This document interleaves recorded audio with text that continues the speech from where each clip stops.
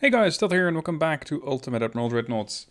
Today it's another Patreon scenario because it is the weekend, and on the weekend I do the scenarios that get sent in by the naval architects. If you want to become one, get your scenario featured on here, or at least significantly improve your chances, then you can find the link down below in the description. This one was sent in by HiBACONBOMB. It is December 26th, 1946. Russia has just completed their Project 23 Sovetsky Soyuz class battleships and sends them out for their official sea trials. However, they encounter a freak storm and are transported back in time.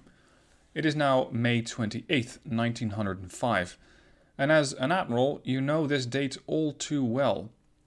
You're entering the Battle of Tsushima Strait, and you have flashbacks to when you were a lowly, young sailor and remember the humiliating defeat that the Imperial Russian Navy suffered that day. But now you see an opportunity to change history forever. And we're going to do that by sending one Sovetsky Soyuz class back through time. This is going to be the challenge. Build a ship that resembles the Sovetsky Soyuz class and take on Japanese Armada. That's pretty much it. Because they have 5 battleships, 10 heavy cruisers, 16 lights, 21 destroyers, and 43 torpedo boats. And they start at 5,000 meter range. So at that range, even the battleships, with their poor armament, both have a chance to hit me and pen me. So I think that this is going to be quite a challenge. Now, of course, aside from the huge number, it's going to be quite a challenge for my CPU because it has to generate all the shells, all the ships, all the stuff, and hopefully it won't burn the PC down. HiBACONBOMB does said reduce the number of PT and destroyers if your PC cannot run it smoothly. Try to build the ship like a glass cannon. Strong firepower but weak armor. Give the enemy a fighting chance. So, well, here we go. Wow, the game didn't even give me a warning that says, hey, you're generating quite a lot of ships here. Are you sure about that? Normally it does that, but I suppose I'm just keeping under the limit of what the game feels comfortable with generating. Alright, the stats for the Sovetsky Soyuz. These were fairly hefty battleships at a full load of 65,150 tons. Modernized battleship would probably fit that best. So we're going to set that to 65,150.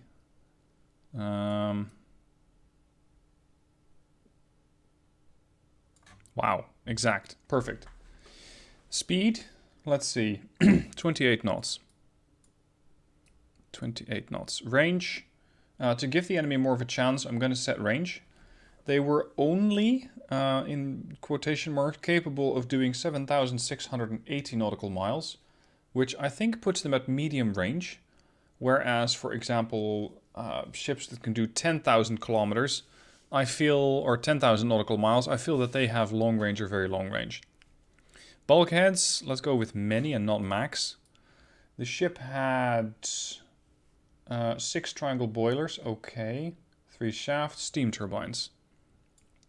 So I'm going to say that it had double geared steam turbines, it had induced boilers, a grip 4 armor, barbette, anti-torpedo protection. I'm not going to make this too much of a heavily protected battleship, because I don't feel that the enemy has any kind of a chance, short of just spamming torpedoes at me in massive numbers. Now, let's see what else I need. I need 3 triple 406mm guns. So that's 3 16-inchers. Let's put the main in the secondary. And then put the turrets down. Do I even need an enlarged for that, or is a standard going to fit that? Standard fits that just fine. Then another one. And one on the stern. That still gives me a ton of weight to play around with. Let's go for a Generation 2 radar. Considering the battle that I'm up against, I'm considering picking Coincidence Rangefinder, because it allows me to switch target faster. But considering that these ships were probably designed to go up against capital ships, I'm going to say stereoscopic 5. It doesn't really help me that much with gun long-range accuracy, but hey, we were suddenly transported back through the mysterious cloud. And with that, I'm going to say that we went with coincidence 5. Sonar, it might have a very low array of that. Let's go with semi-auto loaders. 2 powder. For this many threats, I'm going to need increased amount of shells. And secondary, she had 6 twin 152, so that's 6 twin 6-inch guns. Let me see if I can find where to put those. Now, it looks like the build is fairly standard. Just make sure that I have a secondary barbette here or here. And then put the 6-inch guns on that. So 6-inch... Oh, really? Hold on. So you do fit like that. Okay. What if I put the whole gun over here? I really wonder if that's going to be willing to turn. It might not. But hey, if it sits over here, let's say that it's going to work. Alright, and then I'll have another one over here. And ideally another one over here. Although their firing arc is somewhat limited from that position. So what if I remove those guns, put them here, and then here. And then this one, we're going to rotate that way. That barbette can get removed. We still have a hefty 4 weight offset of 20%. Unfortunately, I cannot move the forward superstructure back, the main tower. The secondary tower isn't that heavy, so it's probably better to just put the secondary, or put the stern turret a bit farther back. And by doing this, I also create more room for that other 6-inch gun. Like over here. Now, she also had a bunch of 4-inch guns. That was again 4 twin 4-inch guns. No, sorry, not 4. 6 twin 100mm. So 6 twin 4-inch guns. 1, 2, and 3. Probably not the exact loadout, but I'm trying to balance between having the game, or having the ship workable in-game, and at the same time trying to build a ship which still somewhat has the amount of firepower of the Sovetsky Soyuz, maybe more or less in the same positions. As for the funnels, I'm seeing 2 of them on the designs. And so far as you can find designs, so I'm going to say we have 2 funnels. Putting the engine efficiency at 100%. Natural boilers give me 81%. What about balanced boilers? Might be too much.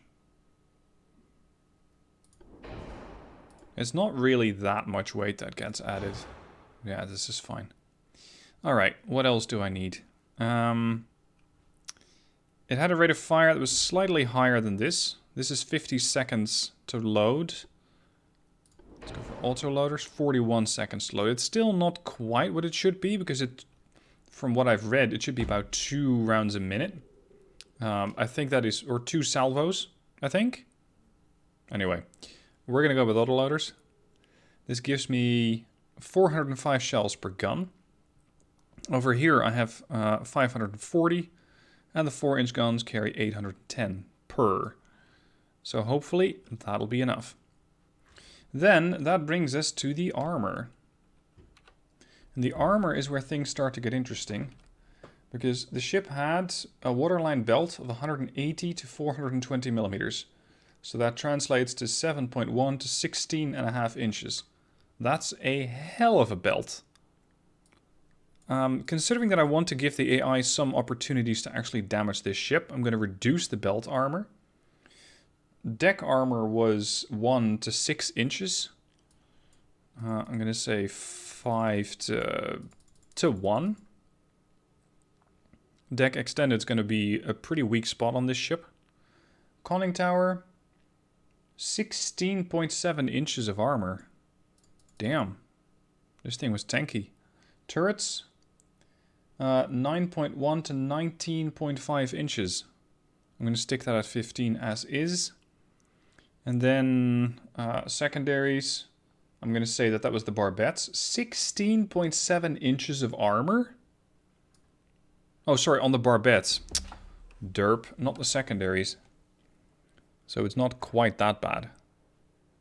Now, I will make the ship susceptible to getting torpedoed. But I'm going to give myself some counteracts to that. In the form of having heavy anti-flooding and having turboelectric drive to help pump out the water. This is Sovetsky Soyuz. And I think that that should do it for the most part. So we have an RDF. Not that I need it, but I still have 7,000 tons left. And I'm very unfamiliar with having that much tonnage left on a ship. It's very normal for me to have, well, a bit of a problem when it comes to the amount of weight that I have. I usually have too much stuff that I want to put onto a hull. The ship also had 10 quadruple 1.5 inch guns. 1.5. I can round that up to 2 inch and I can do 10 inch triples. So that's 2, 4, 6, 8, 10. That's your anti-air armament, if you will. But in this case, it's going to be probably very useful when dealing with a couple of gunboats. Especially with a range of 5.4. So, this is going to be it. Sovetsky Soyuz.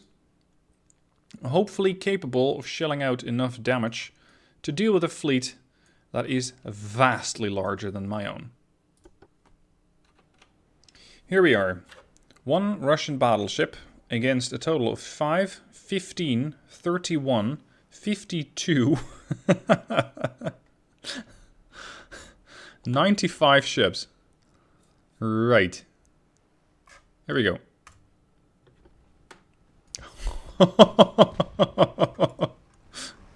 And that is what 95 ships look like. Japanese ships as far as the eye can see. Holy shit. Either my CPU or my GPU is going to have a pretty bad time. I'm not even going to give my ship any particular orders because I don't even care what I hit. So long as at least the main guns are targeting something bigger than a torpedo boat. Because that would just be a waste.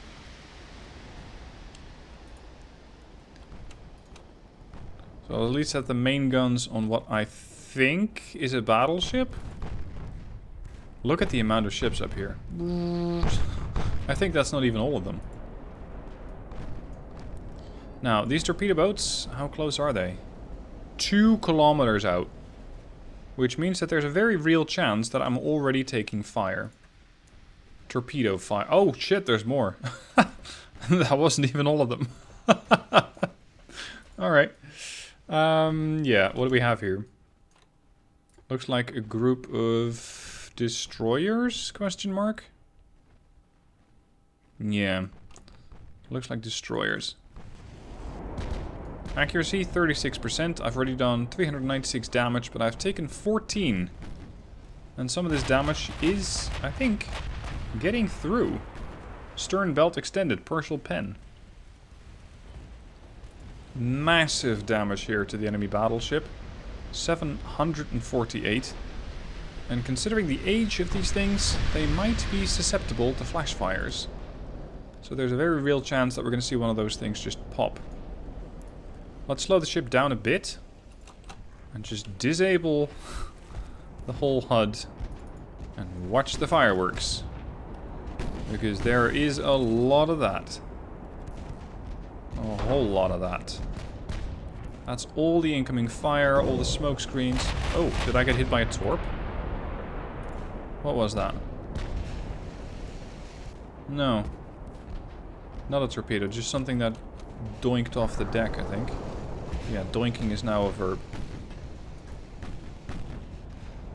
Now, I think that we're going to see all of the secondaries work their way through the enemy fleet. 2-inch, 4-inch, 6-inch. We're going to need all of them. Because there are still 94 threats out here. Something to that tune. I'll set the game to 3 times speed to melt my CPU a bit faster. Because it's running way too cool. What are we even shooting at the moment? The torpedo boat Shimushu with a torpedo range of 1 click. Should I invite disaster and sail towards them? Yeah, screw it, why not? I want to see how much a torpedo from one of these things can actually do against my ship. Because they have an 18-inch torp there that does 319 points of damage. Part of which will get mitigated by the torpedo blister, but not all of it. And with many bulkheads, they might stand a chance. Maybe. Toba and Shimushu are coming this way. I think with this many ships around, the AI is going to have an absolute nightmare not crashing into each other. You can already see the mayhem happening here. Just... here too. Okay, we sunk the torpedo boat Toba. Shimushu just dead in the water here? Yep, she's gone. So far, I'm down 3%. Now, by the way, this will be, at least for a while, the last scenario that I do with time travel, because it feels like I have done 3, 4, 5 scenarios where I have done this time travel thing, where we magically encounter a cloud or a storm or whatever and we get teleported back. It's getting a bit old, and most of the time it just feels like seal clubbing. The reason why I did it this time was because I'm facing 95 times the enemy number that I have. So the enemy has so many ships that I thought they might be able to pull it off. And no, I will not be doing this scenario in reverse, because I already don't really like the way that the AI handles formations. And in this case, it's going to be an absolute nightmare if I were to have to manually command all of these things. Now it looks like Katada is trying to do another torpedo attack. Light cruiser Isuzu, 1.5 kilometer range torps. But she's heading away. I wonder which guns have done the most damage. 1489, 1628 with 6-inch, 4-inch 762, and the 2-inch 1000. More than the 4-inch. Then again, sneeze in the general direction of a torpedo boat and you usually do a fair amount of damage.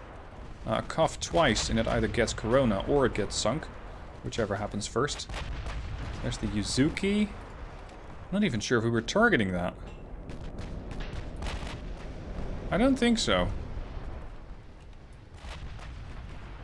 Come on. Make an effort. Send those torps. There goes the Sokuten. Heavy cruiser Washiba is also in trouble. Look at that! A maximum bulkhead cruiser. That's fairly impressive. Torpedo boat Tsubame is getting melted here with the secondary shells that are impacting it. Oh! Torpedo in the water. Interesting. Let's see.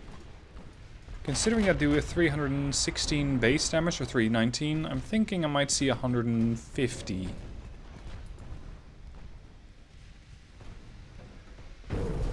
$87. Not as bad. You know what could be bad? Ramming damage. Because that is something that the game still has a bit of work to do on. Because ships ramming each other... Oof. So I wonder what happens when I ram the Hozu. Or rather, when she rams me. Because it has the potential of causing a lot of damage. Oh, there's another torp. Of causing a lot of damage to both ships and another torp. Structural integrity down to 84%. 79%. 75. So they take a 4, 5, 6% chunk off of the ship every time. I have 2 damaged engines, you sink due to extensive fire. And I have flooding. But with the damage control that I have from the auxiliary engines, I think that it won't be that much of an issue. Boom. You know what? Set all the guns to high explosive.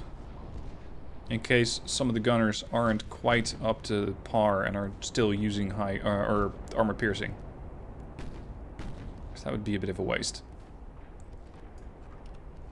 Although I do wonder, can a shell fly inside of the heavy cruiser, or sorry, of the, let's say the Nachi, and fly out towards the Kutsu? Is that possible? Do shells really fly that far? Because that could be amusing. Now, damage done 12k, damage taken 581. And sure enough, I could have avoided that if I'd simply not rushed the enemy fleet and started to see what exactly would happen were I to get torpedoed by 18-inch torpedoes from 1900. Now, Fushimi needs to go, and quick. And immediately the torpedo boat starts burning. Look at that, they burn up before structural and buoyancy go down. And that's with maximum bulkheads. So Fushimi took a lot of fire from 2 and 6-inch guns and got melted down really quickly. There goes Sumida. Geez, you got it even worse. Structural 73, buoyancy 87?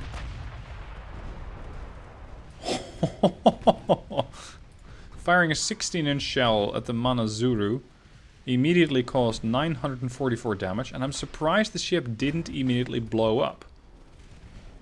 Because a 16-inch shell is, well, compared to this thing, maybe a quarter the size of the boat. Nah, it's not that bad. But you probably catch my drift. It's going to be a really big shell compared to the target. Now, let's go for ×5. Because, again, my CPU is way too chill under all this pressure. And I want to see... No, I don't want to melt it down. For those of you wondering, I'm running an AMD 5 Ryzen 2600X. So it's not some sort of huge high-end computer like some of the streamers have. It's a PC that does exactly what I need it to do, but it's not some sort of Ferrari or Lambo or whatever. And the graphics card, in case you're wondering, is a GTX 980 Ti. So I haven't quite made the jump yet to the newer tech. The far more advanced graphics cards, which will set you back $500-600 bucks. I just refuse to pay that much to get, what, 10 or 20 extra FPS. I just won't do it. And then on top of that, let's say that you do get a better graphics card, you're probably going to want a better monitor as well. Because I'm still running just your 1080p monitors. I don't have a 4K screen or whatever like that. So my setup really isn't that extraordinary, I suppose you could call it. Now, how many ships have we sunk? Because I'm not quite sure. It does, however... Ooh. It does, however, seem like both of my engines are not coming back online. Because that compartment is just flooded enough to make it impossible to repair the engine. How did you sink? Heavy flooding. Okay.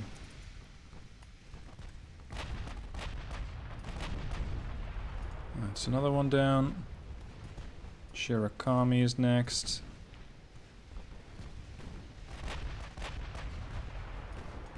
Firing these 16-inch guns against a torpedo boat is amusing, but a bit of a waste. Although you do almost one-shot them. Now, considering the firepower of the enemy fleet versus my own, I think they're actually doing quite well. Structural integrity has been reduced to 70%. And that was with, I think, several torpedoes bringing it down to 70%. And the rest of it is just pecking away at the amount of armor that I have. Which for a battleship of this type isn't that much. So yes, they still, to some extent, have a fighting chance. Now, do they still have some battleships left? Yeah, they do. Hyuga over here. Hyuga has 10-inch guns, a bunch of 7-inch casemates, and a lot of 4-inch casemates. Not terribly concerned about the 4-inch casemates. Did we hit the right ship? No, we hit the... we hit the Takasago, which, to her credit, has maximum bulkheads, and it not immediately getting tilted. Hyuga took a small chunk of damage. That's far more serious for the Hyuga, which only has a standard complement of bulkheads and promptly sinks.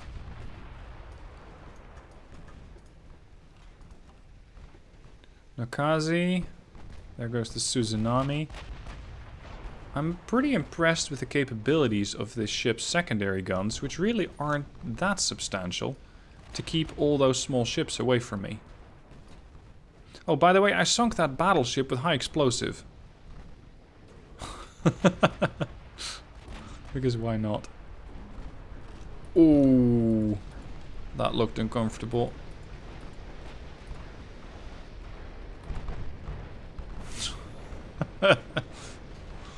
Yeah, seal clubbing, I'm telling you. And that's when I even gave the clubber some less than optimal loadout. There's Nakazi. How many DDs did they have again? 20 something or 40 something? No, they had 40 something torpedo boats. They had a few less destroyers. Not that much. Structural integrity down to 66%. Still chugging along at a mere 13 knots. The Hibiki and the... what are you? Yamakaze are very close to each other. Just asking to get shot at. I think I'm targeting the Hibiki over here, but the Yamakaze happens to be in the way. And is, with that, absorbing some fire that was not even meant for her. Oh, there's another BB around there, the Shoho. Let's get rid of that.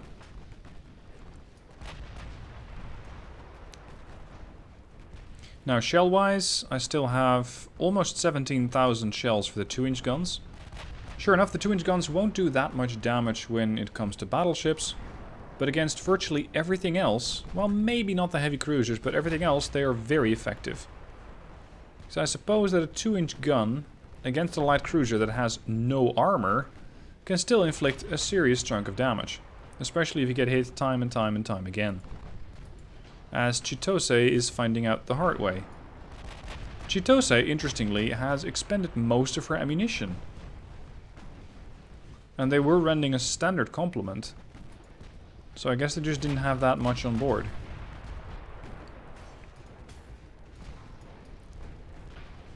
Structural integrity has fallen to 61%.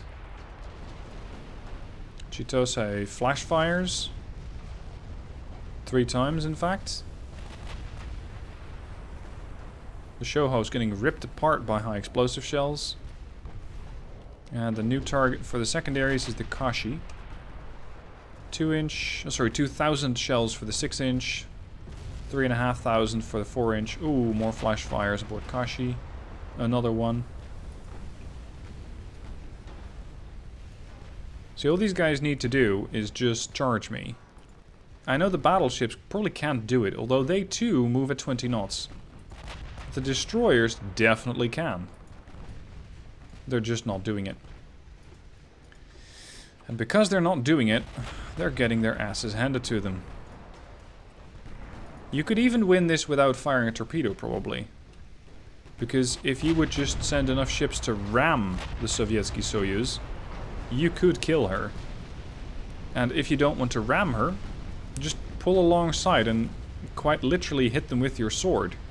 Which I suppose the Japanese naval officers might actually carry at this era. Sovetsky Soyuz has a crew of almost 2,100. Of which, considering my structural integrity, probably not all of them are alive at this point. So I imagine that, for example, with a light cruiser of 704, just pull along with a whole bunch of light cruisers. Or maybe a battleship. The Unyo has 1123. You could overpower the crew. Just board the Sovetsky Soyuz. And yes, she will send a lot of your ships to the bottom while you're trying to board her. But eventually you will win. And that's how you capture a 1940s battleship with 1900 technology. Let's get rid of that heavy cruiser. I'm still trying to thin the herd, and it seems to be working. The game actually seems to be running a bit smoother as well.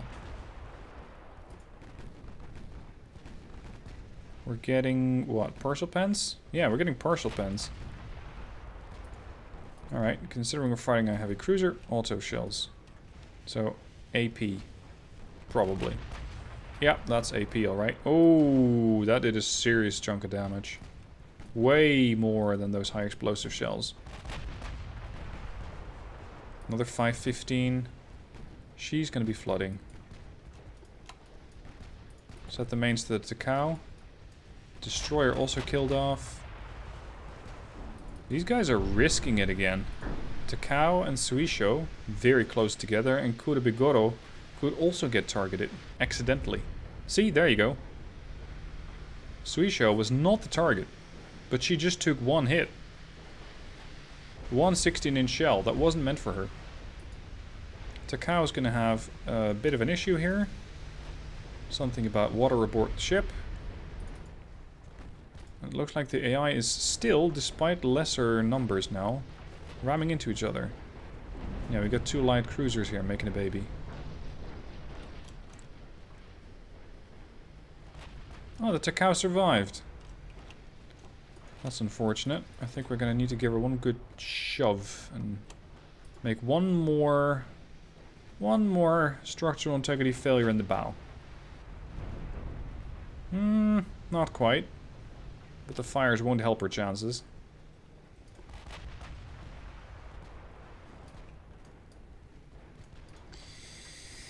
This is just going to be a lot of seal clubbing. And I think that you will understand how this battle is going to end. Sure, I keep losing structural integrity, but not fast enough for me to consider that I'll probably lose the battle. I don't expect that to happen at all. If I was losing structural integrity faster, I might get concerned. But I think I've sunk well over half their fleet already. You wouldn't say so by the numbers, but I do believe that that's the case. And they just won't be able to inflict that much damage against me anymore. Especially with all these TBs and CLs and DDs. They don't attack, they don't charge. And because they don't charge, they are, well, fairly low on their chances of killing me off. So I'm gonna leave it here. I'm gonna say the victory went to the Sovetsky Soyuz. Because this is just gonna be another 20-25 minutes of seal clubbing. Not really that fascinating to watch. Still, hope you guys enjoyed the battle. 1 versus 95, and still the one seemingly coming out on top. Thank you for watching. Let me know if you have any more creative ideas on how a 1900 fleet could take out the Sovetsky Soyuz. And I shall see you soon for another video.